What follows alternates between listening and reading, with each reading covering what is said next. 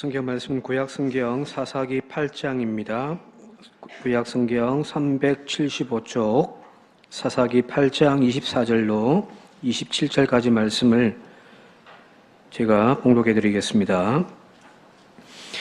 기드온이 또 그들에게 이르되 내가 너희에게 요청할 일이 있으니 너희는 각기 탈취한 귀고리를 내게 줄지니라 하였으니 이는 그들이 이스마엘 사람들이므로 금 귀고리가 있었음이라. 무리가 대답하되 우리가 절거히 드리리이다 하고 겉옷을 펴고 각기 탈취한 귀고리를 그 가운데에 던지니 기드온이 요청한 금 귀고리의 무게가 금 1700세겔이요 그 외에 또 초생딸 장식들과 폐물과 미디안 왕들이 입었던 자색 의복과 또 그 외에 그들의 낙타목에 둘렀던 사슬이 있었더라. 기드온이 그 금으로 에봇 하나를 만들어 자기의 성읍 오브라에 두었더니 온 이스라엘이 그것을 엄란하게 위함으로 그것이 기드온과 그의 집에 올무가 되니라. 아멘. 오늘 말씀은 사사기의 기드온을 함께 나누려고 하는데요. 여러분들 사사 기드온이라고 하면은 떠오르는 가장 중요한 사건이 무엇입니까? 기드온 하면은 무엇이 생각납니까? 가장 잘 알려진 사건으로 바로 우리가 잘 알고 있는 300명의 용사로 12만 명이 넘는 미디안 연합군을 대파한 사건이 아닌가 싶습니다. 기드온 하면 그거잖아요, 그죠? 이 점에서 기드온은 이스라엘의 구원자 그리고 영웅 중의 영웅으로 추앙받을 만한 충분한 이유가 되어질 겁니다. 그래서 실제로 이 미디안 전쟁이 끝나고 난 이후에 일어난 사건들을 보게 되어지면은 이스라엘 백성들이 이 기드온을 찾아와서 당신이 그리고 당신의 가문이 우리의 왕이 되어 주십시오라고 요청을 합니다. 이게 오늘 22절 말씀인데 같이 한번 읽어보도록 할게요. 22절입니다. 시작.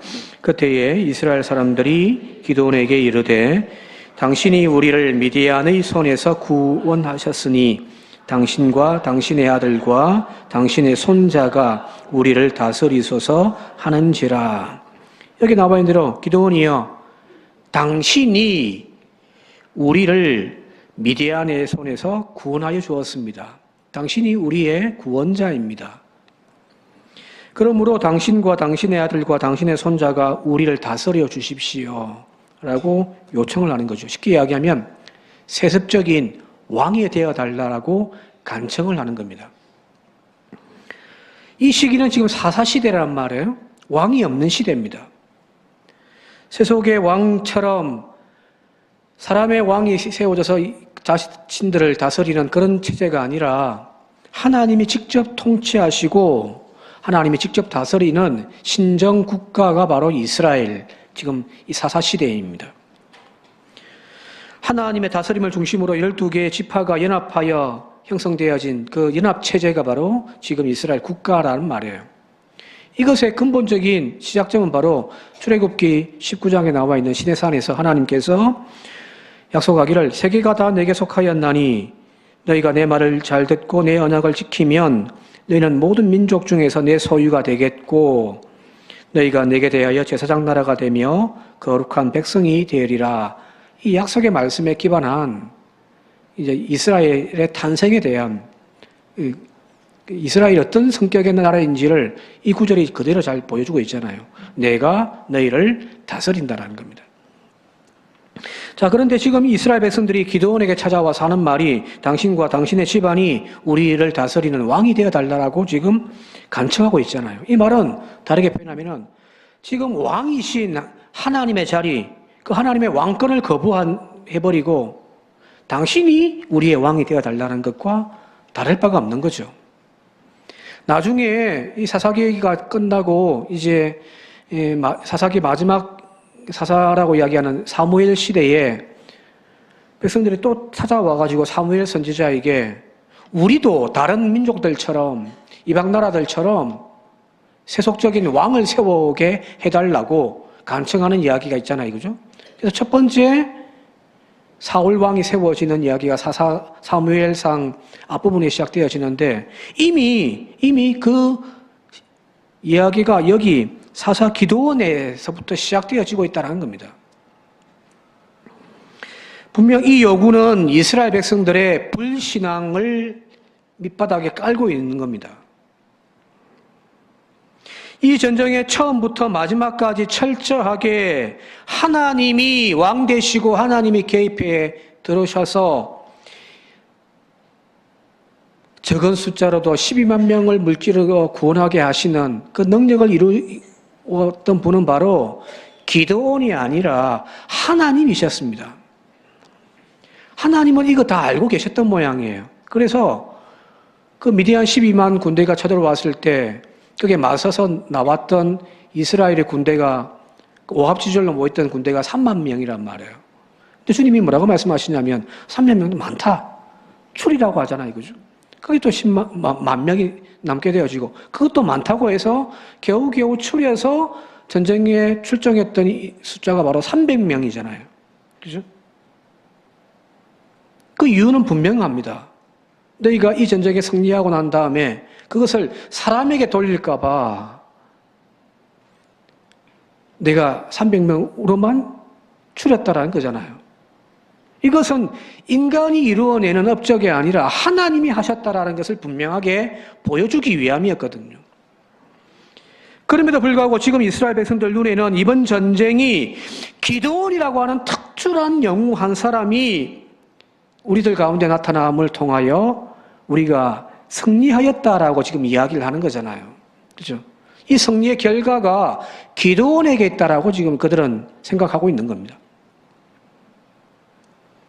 영웅의 탄생, 영웅을 맞이하라.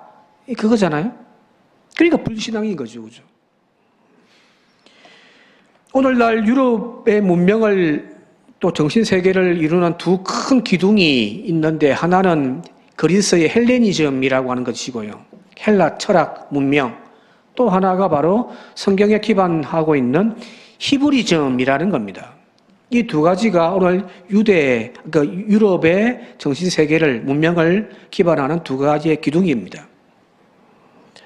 그런데 이 두 가지 중에서 헬레니즘, 그 문명의 특징이 뭐냐면 영웅주의입니다. 우리가 잘 알고 있는 그리스 신화에 등장하는 신들의 이름뿐만 등장하는 것이 아니라 인간도 등장하잖아요. 근데 그 인간들의 대부분이 뭐냐면은 바로 영웅들이거든요. 그래서 신화에는 비범한 업적을 남기는 영웅들의 이야기들이 가득 차합니다. 여러분 대표적으로 가장 잘 알고 있는 좀 헤라클레스, 그죠? 헤라클레스는 신이 아니거든요. 신과 인간의 그 혼합으로 만들어진 인간입니다. 또 한 사람이 메두사, 뱀의 머리를 하고 있는 메두사를 처단했던 페르세우스라고 하는 인물도 영웅, 인간입니다. 호모의 일리아드에 등장하는 그 트로이 목마의 그 전쟁에 등장하는 아킬레스라고 하는 장군도 인간이거든요. 불사신이죠. 한 가지 약점이 있다면 그 아킬레스 근이 약점인 거죠. 이런 영웅들이 등장을 하는 것이 헬레니즘입니다. 그래서 신화의 특징이란 말입니다. 그러나 이런 영웅주의를 근간하고 있는 헬레니즘과 달리 성경에서는 이런 영웅주의를 강하게 반발하고 있습니다. 영웅을 부정한다는 이야기입니다. 전에도 한번 이 주제 가지고 사사기를 가지고 한번 설교했기 때문에 더 자세하게 설명하지 않겠습니다만은 사사기의 내용들 보게 되어지면은 예를 들면은 헤라클레스, 그죠? 힘이 장사의 헤라클레스와 비견될 만한 사사가 누군가야 등장하는데 그게 누구죠? 삼손이죠, 그죠? 그 그리스의 신화에 헤라클레스와 비슷한 인물이 바로 삼손이란 말이에요. 또 여기 그리스 신화를 보게 되어지면 역사에 보게 되어지면 그리스가 300명의 용사로 저 페르시아의 수십만 대군을 무찌르며 승리했던 그 전쟁, 영화로도 나왔다고 전에 한번 소개했잖아요. 그죠? 그 300명의 용사와 비견될 만한 이야기가 오늘 여기 나와 있는 기드온의 300용사란 말이죠. 자, 사사기에 등장하는 이런 사사들의 이야기는 마치 그리스 로마 신화에 등장하는 영웅담을 담고 있는 것처럼 보여집니다만은, 그런데 자세히 들여다보면은 성경에서는 이런 영웅들의 이야기를 미화하거나 그들을 추앙하는 그런 내용들은 없습니다. 오히려 그 반대로 그 힘있고 영웅적인 그 인물들에 대한 묘사를 자세히 보게 되시면은 그리스 로마 신화에서는 그들 아주 막 영웅적으로 막 모사해 놨는데, 성경에서는 오히려 찌질한 인간들로, 속된 말로 그렇게 표현해 놓고 있거든요. 오늘 여기 기드온의 300용사로 대성을 이루었던 기드온, 성경에 보게 되어지면은 급쟁이로 모사되어 있단 말이에요. 막 어떤 용맹함 그런 것도 없습니다. 그냥 숨어서 자기 그냥 몰래 자기 집에서 추수하는 그런 겁쟁이. 삼손은요, 술과 여자에 취해가지고 막 인생을 망쳐먹은 철부지. 그죠? 왜 이렇게 성경은 이런 식으로 표현해 놨을까? 그것은 바로 성경이 기본적으로 헬라주의에서 이야기하는, 강조하는 이 영웅주의에 대해서 적극적으로 반대하고 있기 때문입니다. 성경은 영웅주의를 이야기하지 않습니다.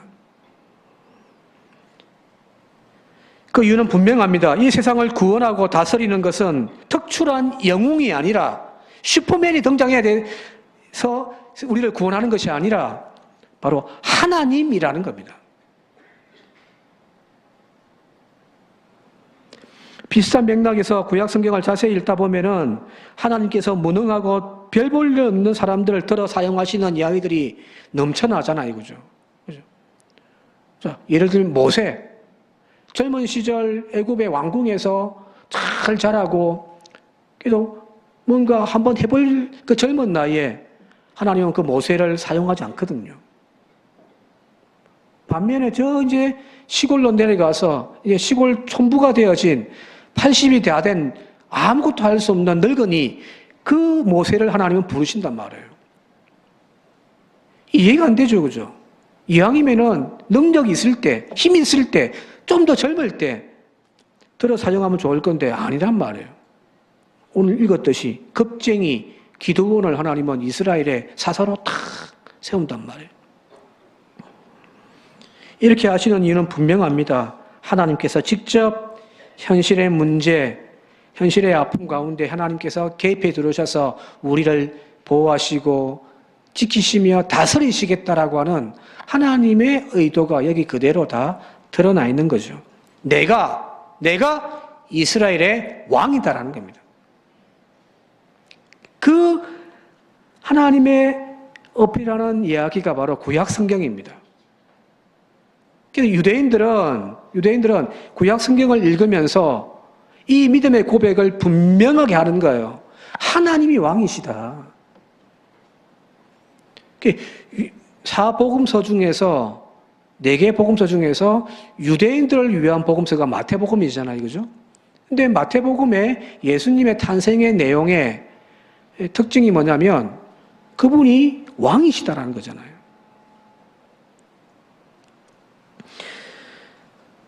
그것이 성경이 우리에게 전달해 주는 하나님의 메시지입니다. 그러나 어리석게도 지금 이스라엘 백성들은 눈에 보이지 않는 하나님보다는 자기들의 눈에 보이는 영웅을 더 요구하고 있는 거예요. 당신이 우리를 구원하여 주었습니다. 당신이 우리의 왕이 되어 주십시오. 오늘날도 마찬가지입니다. 교회를 망치는 가장 쉬운 방법 제가 하나 가르쳐 드릴까요? 혹시 여기 오늘 이단이 와 계신지는 모르겠습니다만 좋은 팁 하나 제가 가르쳐 드릴게요. 교회 망치는 제일 좋은 방법. 교회에 큰 부자 한 명 있으면 됩니다. 그분이 자신의 재력으로 교회의 모든 재정을 다 책임져 주면 됩니다. 실제로 그런 교회가 있더라고요. 어느 교회 이야기 들어보니까 재력이 빵빵한 분이 그 교회 출신인데 사업하다가 이제 고향으로 내려와서 그 교회 사업할 때부터 교회에 막 재정을 많이 헌금을 했답니다. 그리고 이제 직접 왔으니 얼마나 많이 더 헌금하겠습니까? 그러면서 목사님들에게 그렇게 이야기한답니다. 교인들에게 목사님 헌금 강요하지 마세요. 자원하며 기쁨으로 드리는 것이 헌금 아닙니까? 절대 헌금 이야기하지 마세요. 제가 다 책임지겠습니다. 실제로 그 교회 재정을 많은 부분을 그분이 담당을 한답니다. 이분의 말이 뭐 틀린 말은 아닌 것 같습니다. 헌금 강요하면 안 되는 거죠, 그죠? 기쁜 마음으로 자원하여 드리는 것이 헌금 등신은 맞습니다. 그런데 결국 이 한 사람이 그 교회 모든 재정을 다 책임을 져버리니까 어떤 일이 발생하냐면은 교인들이 전부 그 사람만 보는 거예요. 과히 목사의 가르침과 목사의 지도력이 따라가지를 못합니다. 이분이 그 교회의 이제 주인이 되어져 버린 거예요. 왜? 이분 한 번 나가버리면요, 교회 훅 주저앉아 버리니까 전부 이 사람에게 그냥 막 다 따르는 거예요. 한 사람이 그 교회를 자기의 왕국으로 만들어 버린 거잖아요. 그러면 교회 망하는 겁니다. 이단이나 사이비에서 교주가 등장하는 것이 이런 특징을 보통 나타내지 않습니까? 그죠? 최근에 언론에서 고발되고 있는 뭐 정명석이라든지 뭐 이만희 같은 사람들 제가 보고 있으면요, 진짜 한심합니다. 바보도 저런 바보들이 세상에 어디 있습니까? 그죠?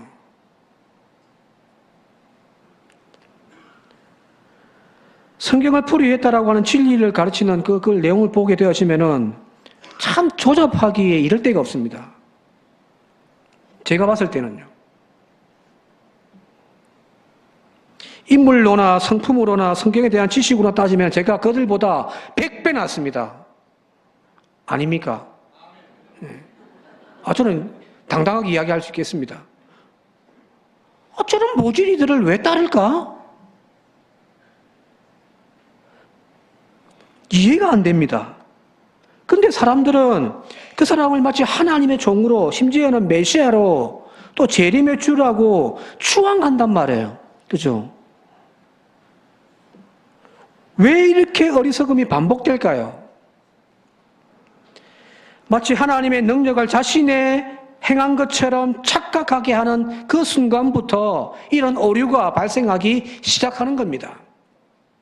하나님의 교회는 하나님의 주인이신데 헌금 많이 하는 영향력을 가진 그 사람이 우리 교회에 꼭 필요하다고, 우리 교회에 정말 중요한 사람이다라고 착각하는 그 순간부터 그 교회는 망하여져 가는 겁니다. 그 집단도 망하여 가는 거고요. 사람들이 그렇게 자신을 높여줄 때가 있습니다. 우리 목사님, 우리 목사님. 처음에는 하나님 영광 가리는 것이니까 하나님께 영광 돌리라고 막 이야기할 수 했을 거예요. 그러나 조금씩 그 박수에, 그 찬사에 익숙해지기 시작하면서 나중에는요, 자기가 하나님의 자리에 앉게 되어져 버리는 거거든요. 그죠? 이단뿐만이 아닙니다. 한국 교회 지도자들 중에서도 이런 일들이 비일비재하게 일어나고 있단 말이에요. 목사가 교회의 통치자가 되어져 버립니다. 세상의 어떤 기업이나 조직보다도 더 막강한 권력을 휘어잡는 그런 교회들도 있잖아요. 이번에 세미나에 갔는데 세미나의 그 아침 경건회에 이름만 대면 다 아는 세스판 교회 목사가 와서 설교를 하더라고요. 참석 안 했습니다. 하기 싫어서 안 한 게 아니고 입을 안 했습니다.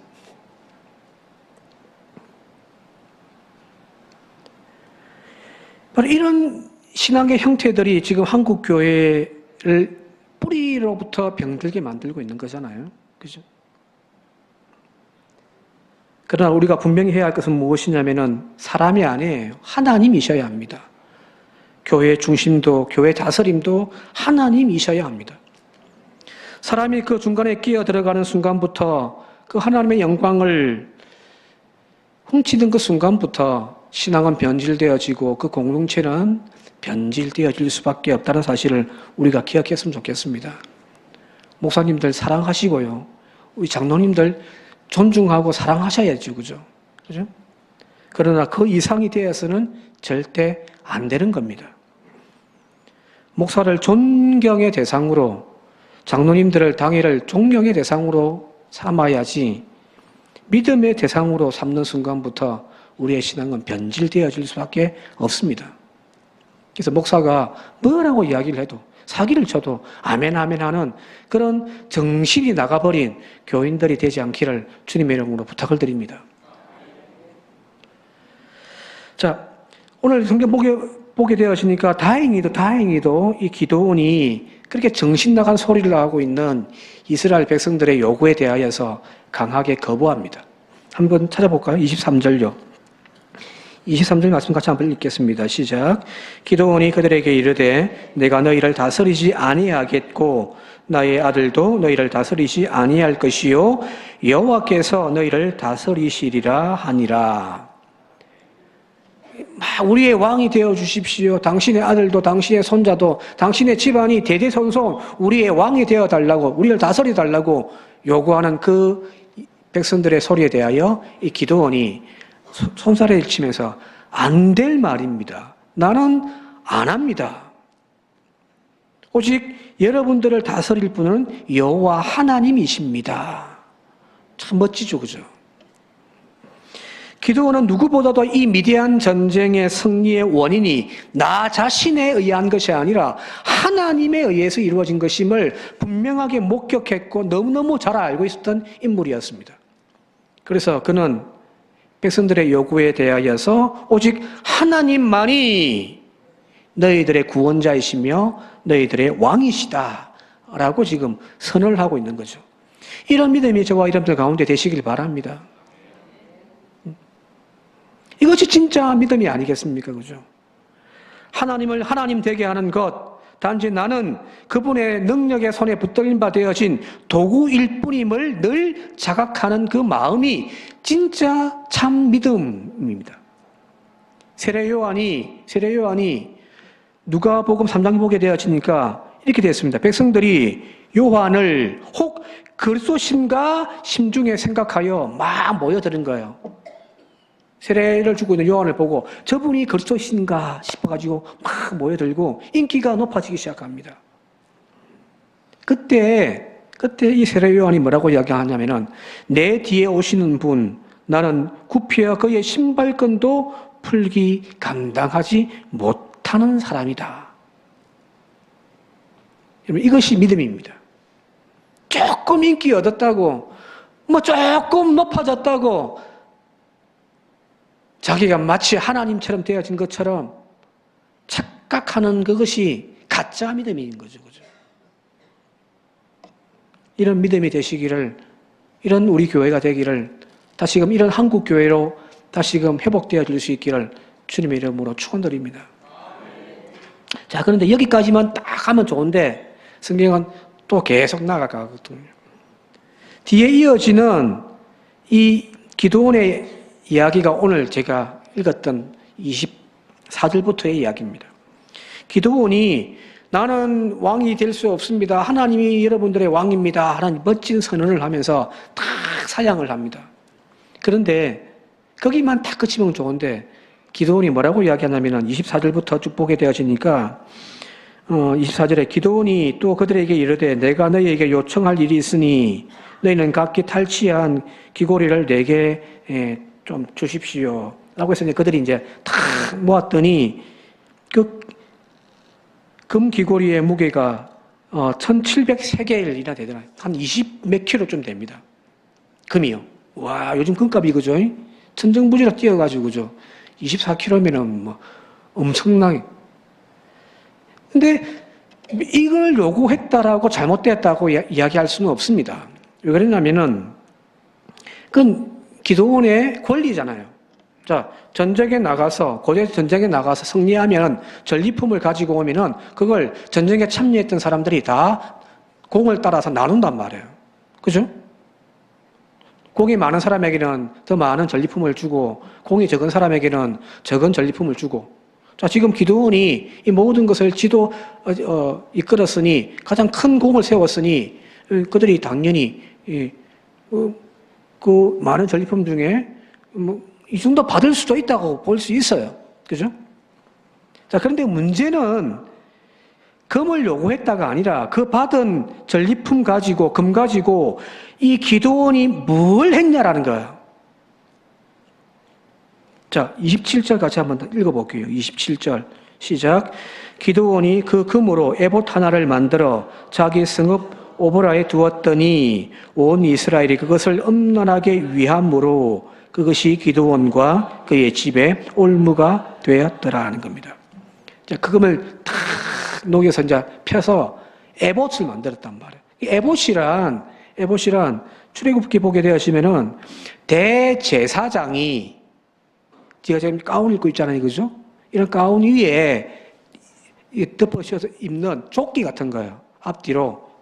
그래서 끼워서 입는 조끼. 그게 에봇입니다. 여기에 이제 12개의 보석이 박혀 있고요. 여기에 이제 에봇 안에 우림과 둠빔이라고 해서 이제 점을 친다든지 하나님의 뜻을 물을 때에 제사장이 그 중에 하나를 빼서 하나님이 예스인지 노인지를 이제 판결하는 그것이 이 에봇이거든요. 자, 이 에봇은 쉽게 이야기하면은 제사장이 백성들의 재판을 하기 위하여 하나님의 뜻을 묻기 위하여 사용했던 의복입니다. 즉 재판이란 고대 사회에서 왕의 특별한 권한이거든요. 왜? 왕이 곧 법이기 때문입니다. 그래서 일반 재판했다가 억울하면은 왕에게 바로 이제 상고해서 재판을 받을 수가 있는 거죠. 자, 이스라엘의 법은 바로 하나님이십니다. 그죠? 하나님이 왕이시니까. 그러니까 하나님이 직접 일일이 다 할 수 없으니까 대제사장에게 그 권한을 위임하여 준 거죠. 그걸 상징하는 옷이 바로 이 에봇이란 말이에요. 자, 여기까지 들었다고 한다면 지금 이 기드온이 그 전리품으로 받은 금 가지고 에봇을 만든 이유가 뭔지를 대충 눈치채시겠습니까? 바로 백성들의 왕이 되어서 자신들을 다스려 달라고 하는 그 요구에 대하여 입으로는 No! 나는 왕이 될 수 없어. 여러분들의 다스리는 왕은 하나님이시라고 이야기했지만 그러나 이 기드온의 속마음은요. 드러내지 않는 속마음은 그 내면의 욕망은 숨기지를 않은 거죠. 그것이 에봇을 만드는 거예요. 그죠? 내가 저들을 판가름하고 내가 저들을 다스리는 그 일들을 그냥 직접 나서서 내가 왕관을 쓰고 할 수 없지만 좀 한번 기분이라도 내어보자. 그거 해서 만든 것이 바로 에봇입니다. 이런 욕망을 가졌다라고 책망할 수는 없을 것 같습니다. 저도 그런 마음이 있습니다. 저도 대형교회에서 큰 목회에서 그 목사님들이 누리고 살아가는 그 삶을 한번 누려봤으면 좋겠습니다. 기장교회 어떤 목사님은 이번에 은퇴하시는데 그 강남에 아파트 한 채 탁 받았다고 하더라고요. 20억짜리. 저도 한번 그래 봤으면 좋겠습니다. 목사님은 외제차 막 포르쉐 탁 타고 나타나는데 나도 그 차 한번 타보고 싶습니다. 솔직하게 이야기했어요. 사례비 막 몇천만 원씩 받고요. 판공비 막 팡팡 한번 서보고 싶습니다. 여러분들은 없습니까? 없습니까, 여러분들은? 그런 욕망이 내 안에 있는 것이야. 인간이니까 어쩔 수 없잖아요, 그죠? 그죠?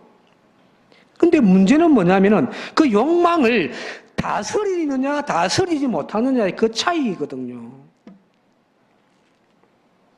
지금 기드온은 입으로는 신앙의 고백으로는 하나님이 여러분들의 왕입니다 라고 이야기했지만 자신의 속에서 올라오는 그 욕망을 다스리지 못한 채 에봇을 만들어 버린 거란 말이에요. 27절에 중간쯤 보게 되어지면은 온 이스라엘이 그것을 이 에봇을 음란하게 위하였다라고 되어 있거든요. 무슨 말일까요? 왜 음란하다라는 표현을 썼을까? 지금 기드온이 그 에봇을 만들었던 것은 자신의 속마음을 음흉하게, 그죠? 나도 한번 왕이 되고 싶은데 하는 그 속마음에 그것을 음흉하게 지금 드러낸 거잖아요. 겉으로는 다 드러내지는 않지만 그 음흉함입니다. 이스라엘 백성들도 그 에봇을 그렇게 섬겼단 말이에요. 하나님의 말씀과 하나님의 다스림을 기준 삼아서 판결받고 그 말씀 따라 살고자 하는 그 기준이 아니라 그것을 소유하고 있는 기드온을 그들은 보고 그 기드온의 말을 따르려고 했다는 거거든요. 이것으로 기드온은 지금 하나님의 영광을 훔친 것이나 다를 바가 없는 거죠. 겉과 속이 달라요. 음흉해요.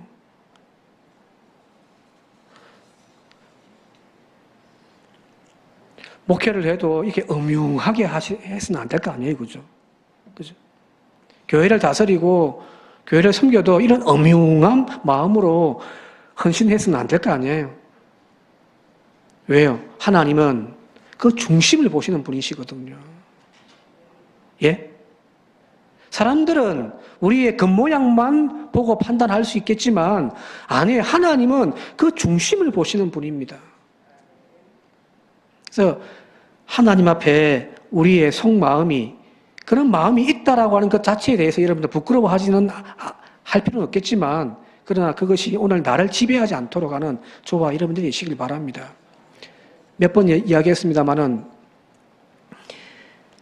날아가는 새가 똥을 찍 싸가지고 내 머리에 톡 떨어졌다.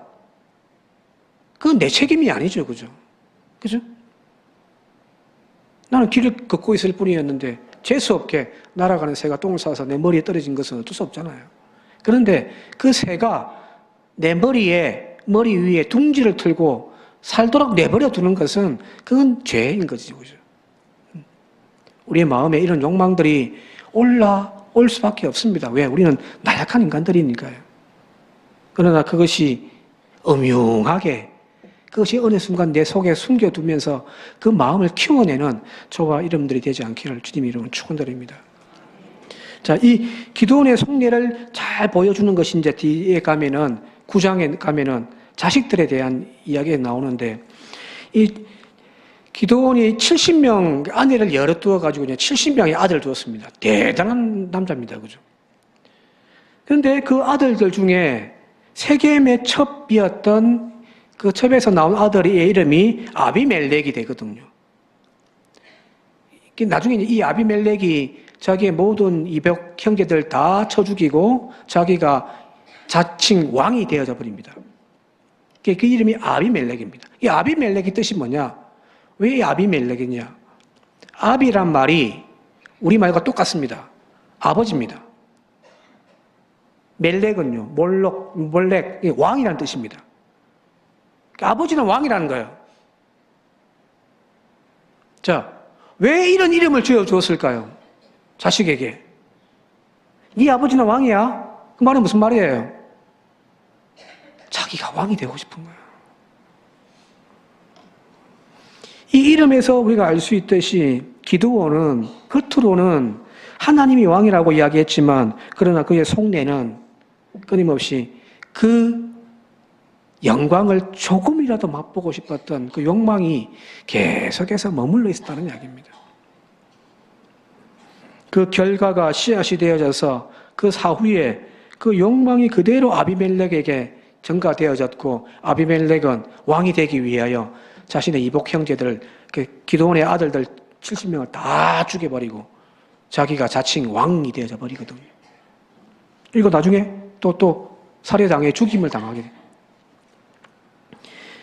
말 그대로 그 가문이, 기드온의 가문이 완전히 멸절되어져 버립니다. 자, 27절 마지막 구절에 보니까 그것이 기드온과 그의 집에 올무가 되었더라. 올가미가 되었더라 하는 겁니다. 오늘 우리의 삶도 마찬가지입니다. 우리의 입술의 고백, 우리가 무엇이 바른지를 바로 알고 있는 그것도 중요하지만 바라기는 우리의 삶이 그걸 따라가지 못한다면 기드온처럼 내 속에 음흉함이 결국에는 하나님의 영광을 가리고 그 자리에 내가 앉기를 원하는 그 마음이 나를 지배하고 있다면 문제는 우리도 망하는 겁니다. 이제 말씀 정리하며 마치도록 할게요. 승리한 후에 자리에 더 경건해지는 저와 여러분들이 되시길 바랍니다.